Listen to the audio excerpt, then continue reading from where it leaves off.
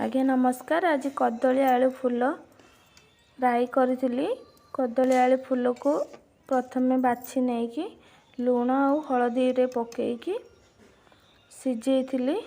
सिझेइबार किछ समय पर से पानी गुड़ा को जेहेतु से सिझा पानी टिके कषा अधिक लगे से पानी को काढ़ी नेली। काढ़ी नेला पर पेस्ट करथिली रसुण सोरिष अदा पियाज जीरा सब पकईकी पेस्ट करथिली। सोरिष तेल पकईकी तेल तातिबा पर मसला जो पेस्ट मसला रखिथिली ताको पकईली। तेल पाचिबार किछ समय भीतर पकईले से सोरिष बटाटा टी कषि हुए भल से। सोरिष बटा कषि होबार 2 मिनिट लगी जिवो तुम कषिबा को। मु पूरा वीडियोटा अपलोड करि पारुनी जेहेतु मोबाइल धरिकी वीडियो करिया टिके कष्ट रहउची।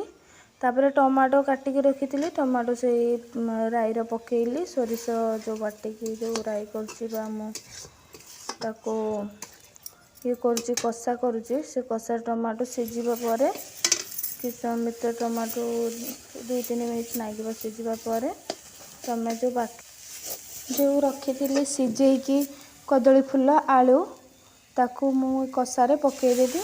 कषारे पकईला परे कि समय कषिबी से कदली फूल आलू को भलसे कषि होला परे मिनिमम मते 5 मिनिट लागिथिला कषिया को। मु किंतु वीडियो 5 मिनिट रो करि पार नथिली।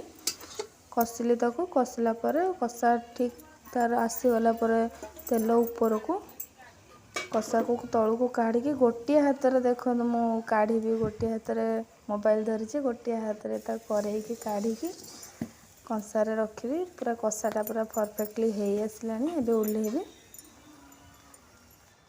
आपण माने जो वीडियो देखुचंदी गोटे गाँ रा चुली रो करला।